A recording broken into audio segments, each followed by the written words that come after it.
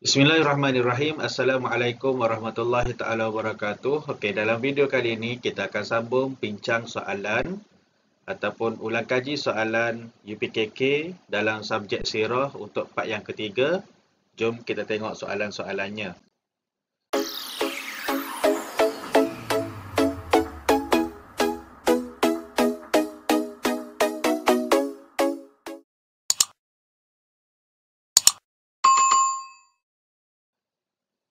Okey, soalan satu. Okey, video ni berkaitan dengan soalan subjektif yang ada dalam soalan sirah.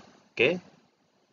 Baca petikan dan jawab soalan berikut. Okey, soalan berpandukan petikan. So, kena baca dulu petikan ni betul-betul, kemudian baru jawab soalan. Okey, kita baca petikannya. Okey, Rasulullah SAW diutuskan untuk membentuk dan menyempurnakan akhlak manusia dan baginda berjaya mengembangkan Islam dengan akhlak mulia. Kebanyakan masyarakat di zaman jahiliah hidup dengan akhlak yang keji. Di antara akhlak yang diajar oleh Rasulullah SAW, akhlak yang berpusat kepada percakapan seperti bersopan santun, teliti dan nasihat. Akhlak yang berpusat kepada sikap positif seperti bermanis muka, bersimpati dan menghormati orang lain. Manakala akhlak yang berpusat kepada tenaga seperti tolong-menolong dan gotong royong. Okey, itu adalah petikannya. Kemudian kita tengok soalan 1.1. 1.1, siapakah yang berjaya mengembangkan Islam? Jawapannya adalah Rasulullah. Kat sini jawapan dia. Rasulullah SAW. 1.2, bagaimanakah akhlak masyarakat di zaman jahiliah?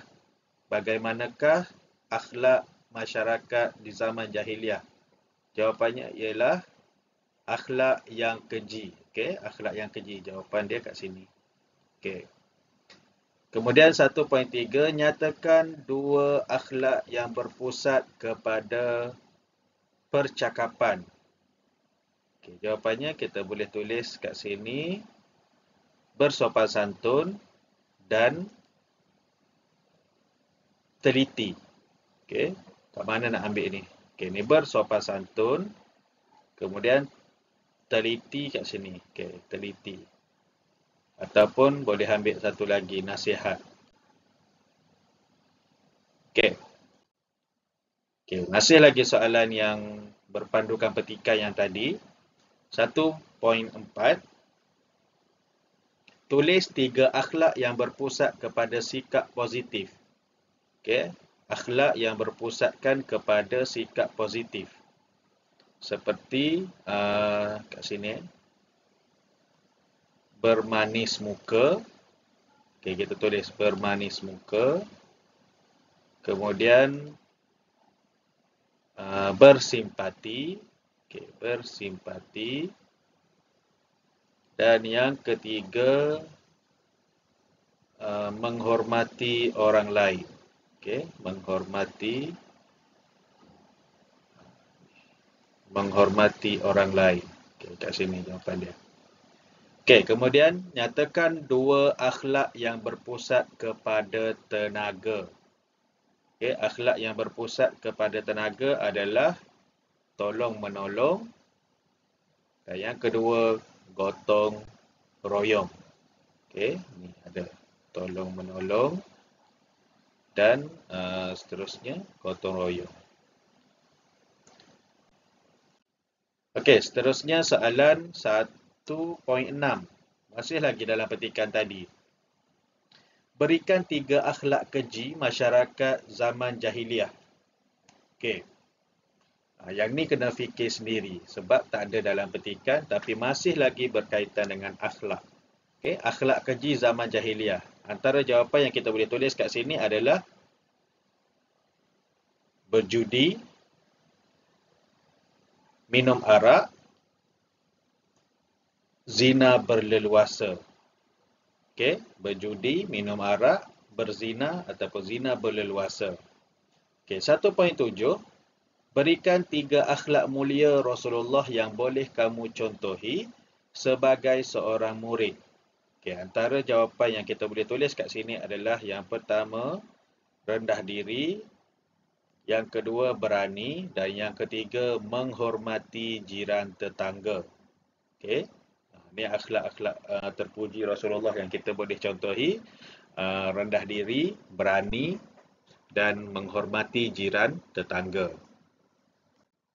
Okay, soalan seterusnya, soalan 2, jawab semua soalan di bawah. Okay, 2.1, senaraikan 2 nama sahabat Rasulullah. Senaraikan 2 nama sahabat Rasulullah. Okay, sahabat Rasulullah ni ramai, dia minta dalam soalan ni 2 sahaja. Okay, so apa yang kita boleh tulis kat sini, ini contoh je lah. Antara nama-nama sahabat yang kita boleh tulis kat sini adalah Abu Bakar As-Siddiq, Umar bin Al-Khattab ataupun Uthman bin Affan ke, Ali bin Abi Talib ke, Bilal bin Rabah ke, Abdul Rahman bin Auf ke, asalkan dia tu adalah nama-nama sahabat Rasulullah, boleh ditulis, boleh diterima dalam soalan ni. Okey, sebagai jawapan dia. Okey, soalan 2.2, nyatakan maksud perkataan berikut pada bahasa. Okey, perkataan Isra' apa maksud dia? Perjalanan Nabi pada waktu malam. Mi'raj pula adalah naik ke alam tinggi. Okey, Isra' perjalanan Nabi pada waktu malam. Mi'raj adalah naik ke alam tinggi. Okey. 2.3, lengkapkan jadual peristiwa Isra' dan Mi'raj. Dia bagi dekat tengah-tengah ni adalah Masjidil Aqsa. So, sebelum tu Rasulullah daripada Masjidil Haram ke Masjidil Aqsa, kemudian ke mana? Dari Masjidil Aqsa ke Baitul Ma'mur. Okey, Baitul Ma'mur.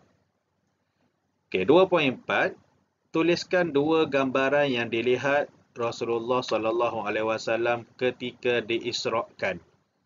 Okey, maksudnya peristiwa gambaran yang dilihat oleh Rasulullah semasa Isra', iaitu semasa Rasulullah daripada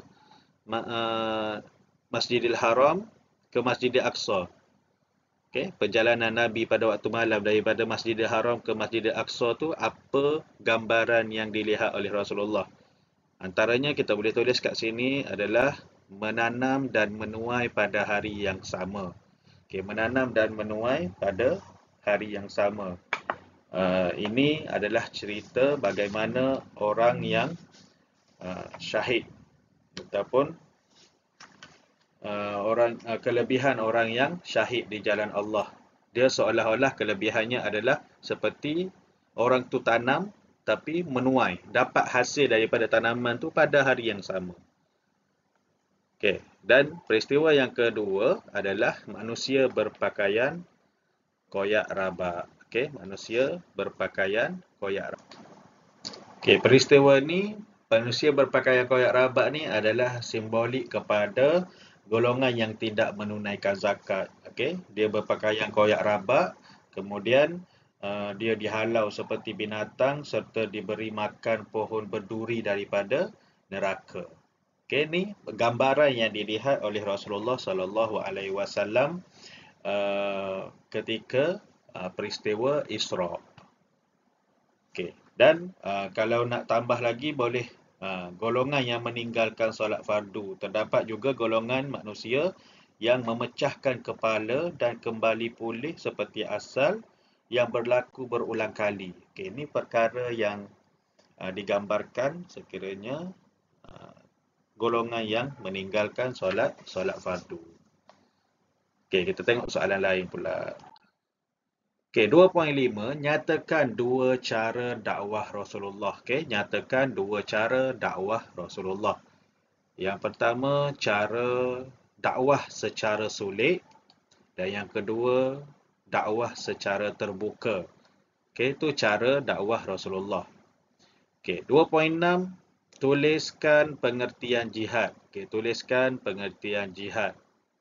Okey, jihad ni bermaksud berjuang mempertahankan diri, agama, keluarga, harta benda dan negara daripada diserang pihak lawan. Itu maksud jihad.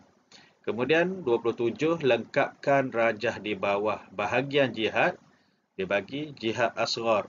So kat sini, satu ni jawapannya adalah jihad akbar. Okey, bahagian jihad.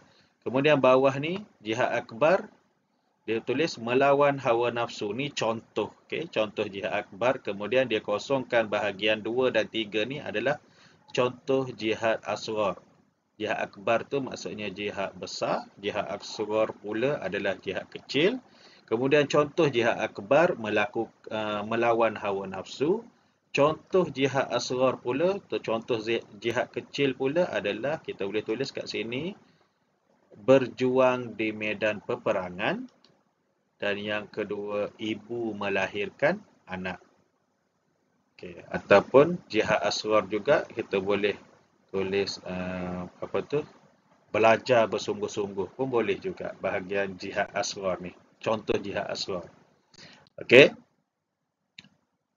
Soalan 3, baca dan jawab soalan berikut. Okey, soalan 3 ni pun dia bagi kita petikan. Soalan akan pilihan jawapan mungkin ada dalam petikan ni. Okey, kita baca dulu petikannya. Pada peringkat awal, Rasulullah SAW menekankan perkara akidah, akhlak dan perundangan dalam dakwah baginda. Perundangan Islam yang pertama ialah Piagam Madinah. Masyarakat Madinah terdiri daripada kaum Aus, Khazraj dan Yahudi. Berlandaskan piagam tersebut, baginda mengambil langkah pertama bagi membentuk perundangan dengan membina masjid. Masjid tersebut berfungsi sebagai pusat beribadah, pendidikan, kemasyarakatan serta sebagai pusat pentadbiran. Okey, so kita tengok soalan 3.1. Dia kata tulis dua perkara yang ditekankan oleh Rasulullah SAW dalam dakwah baginda. So kita boleh tulis akidah, akhlak. Okey, sebab dia kata kat sini pada peringkat awal Rasulullah menekankan perkara akidah, akhlak dan perundangan. So dia minta dua sahaja, jawapan ada 3. So boleh pilih nak tulis yang mana-mana pun. Okey, apakah perundangan pertama dalam Islam? Apakah perundangan pertama dalam Islam? Jawapannya adalah Piagam Madinah. Okey, ada jawapan dia kat sini, Piagam Madinah. Okey, kemudian 3.3, tulis dua kaum daripada masyarakat Madinah. Okey, tulis dua kaum daripada masyarakat Madinah. So kita boleh tulis yang pertama Aus dan yang kedua Khazraj. Jawapan dia ada berapa? Jawapan dia ada 3 sebenarnya. Dia suruh tulis 2, kita tulis 2 je. Aus, Khazraj dan satu lagi Yahudi. So jawapan kita Aus dan Khazraj. Sebab dia minta 2 kaum. Okey. Kemudian 3.4, apakah langkah pertama Rasulullah SAW dalam membentuk perundangan? Langkah pertama Rasulullah adalah membina masjid. Okay, jawapan dia kat sini, membina masjid. Okey. Masih lagi dalam petikan yang sama, soalan 3.5, senaraikan 4 fungsi masjid. Dekat renggang bawah-bawah tadi dia ada sebut. Okey, 4 fungsi masjid. Yang pertama, pusat beribadah. Okey, ni ada pusat beribadah. Kemudian pusat pendidikan. Ada juga tulis pusat pendidikan. Kemudian ada apa lagi kita boleh tulis? Pusat kemasyarakatan. Ada dekat ujung sekali kemasyarakatan ni. Kemasyarakatan. Kemudian yang terakhir adalah pusat pentadbiran. Okey, pusat pentadbiran. So, seterusnya 3.6, berikan 2 aktiviti masjid sebagai pusat pendidikan. Yang ni kena baca sendiri. Ya, dia tak ada dalam petikan, tapi apa yang kita hafal, apa yang kita dah baca melalui buku teks sirah ataupun perkara-perkara yang kita pernah dengar cerita-cerita tentang Rasulullah dalam pendidikan, kita boleh jawab ke sini. Antara perkara yang kita boleh tulis sebagai jawapan, aktiviti masjid sebagai pusat pendidikan adalah yang pertama, pusat menyampaikan ilmu, dan yang kedua, tempat penginapan bagi penuntut ilmu. Okey. 3.7, tuliskan dua masjid yang dibina oleh Rasulullah. Okey, dua masjid yang dibina oleh Rasulullah. Masjid yang pertama adalah Masjid Quba. Okey, Masjid Quba ni terletak beberapa kilometer daripada Kota Mekah, tempat di mana Rasulullah singgah dalam peristiwa hijrah. Rasulullah ada singgah di Quba dan Rasulullah mendirikan masjid. Kemudian masjid yang kedua adalah Masjid Nabawi. Masjid Nabawi ni selepas Rasulullah sampai ke Madinah, perkara yang Rasulullah buat adalah membina Masjid Nabawi. Okey, kemudian soalan 4. Okey, soalan 4, jawab semua soalan. 4.1, berikan pengertian Ansar dan Muhajirin. Okey, Ansar apa maksud dia? Penduduk asal Madinah. Muhajirin pula, Muhajirin maksud dia orang Mekah yang berhijrah ke Madinah. Okey. Ansar penduduk asal Madinah, Muhajirin orang Mekah yang berhijrah ke Madinah. Okey. Kemudian 4.2, berikan maksud perkataan di bawah. Dia bagi perkataan ghanimah dan jizyah. Okey, ghanimah bermaksud harta rampasan perang. Jizyah pula bermaksud cukai. Okey. Itu dia kata maksud perkataan ghanimah dan jizyah. Ghanimah harta rampasan perang, jizyah adalah cukai. Apa persamaannya? Persamaannya ghanimah dan jizyah ni adalah asalnya harta orang kafir, tapi perlu dibayar ataupun dirampas. Kalau ghanimah ni kalau tentera kafir kalah dalam peperangan, harta mereka sama juga dirampas. Kemudian cukai pula adalah hasil ataupun jizyah ni adalah cukai yang perlu dibayar oleh orang bukan Islam kepada pemerintah Islam. Itu jizyah. Okey, lengkapkan carta di bawah. Okey, 4.3 dia kata lengkapkan carta di bawah. Dia tulis kat situ dalam petak tu adalah Perang Khandaq. Okey, so soalan ni mesti berkaitan dengan Perang Khandaq. Okey, dia tanya ketua tentera Islam masa Perang Khandaq adalah Rasulullah. Kemudian yang bawah tu, waktu berlaku peperangan. Bila peperangan Khandaq ni berlaku? Iaitu pada bulan Syawal tahun 5 Hijrah. Kemudian bilangan tentera kafir pada Perang Khandaq adalah seramai 10,000 orang. Keputusan perang, tentera Islam menang ataupun tentera Muslim menang ataupun tentera Rasulullah menang. Okey, tentera Islam yang menang. Okey, soalan 4.4, isi tempat kosong dengan jawapan yang betul. So dia bagi kita gambar Masjidil Haram ni. Agak gelap sikit gambar ni, tapi ini adalah gambar Masjidil Haram. Okey, nama masjid di atas ialah Masjidil Haram, juga dikenali sebagai Baitullah.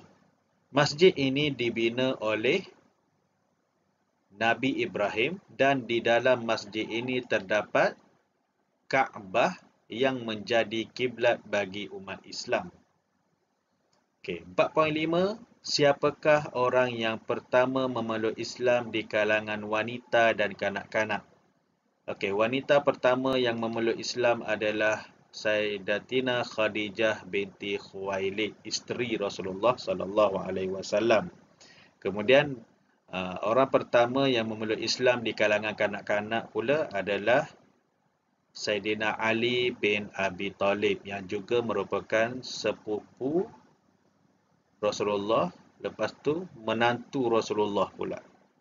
Okey, Saidina Ali bin Abi Thalib, kanak-kanak yang pertama memeluk Islam. Okay, saya rasa sekadar itu saja apa yang kita boleh kongsikan dalam video bincang contoh-contoh soalan UPKK pada kali ini. Semoga ianya memberi manfaat. Jangan lupa like, subscribe dan sharekan kepada kawan-kawan yang lain. Semoga kita bertemu lagi di video yang akan datang. Assalamualaikum warahmatullahi wabarakatuh.